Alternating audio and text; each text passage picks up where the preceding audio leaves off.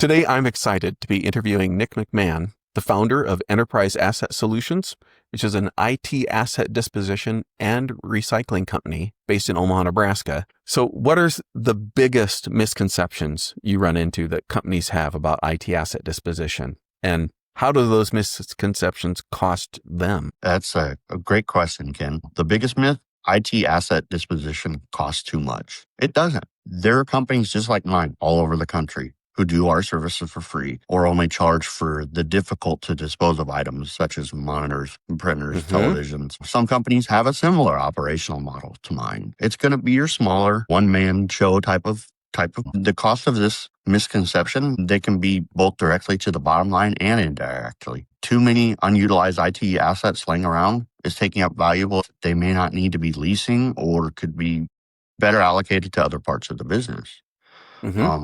Another myth that I would really like to touch on is sometimes people say, wow, you take all this stuff people give you for free and you sell it. You must be getting rich. Well, it's far from the case because like I told you, there's stuff that I don't charge for.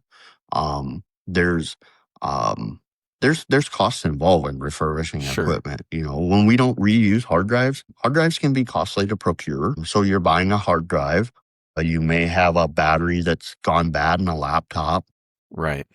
You may have different components. A perfect example, I've got some laptops that I'm working with right now. Yeah, they were received as part of a deal. I didn't have to pay anything for them, but they didn't have power supplies. They didn't have memory, didn't have hard drives. Each laptop, I'm about $75 in, and I'm selling them for about $100 to $125. And if you think about the time, it can be anywhere from 1 to 3 hours to refurbish one of those laptops, time invested, you know. We're making less than $5 an hour at that point. So, you know, there's a big picture involved. Now, there's some items that you receive that item and it's in really good condition and it requires a little less and you might make really, really good money on that item. But it's not an everyday thing because most of the time when items are coming to you, whether it be from just a regular consumer or a business, it may be very end of life.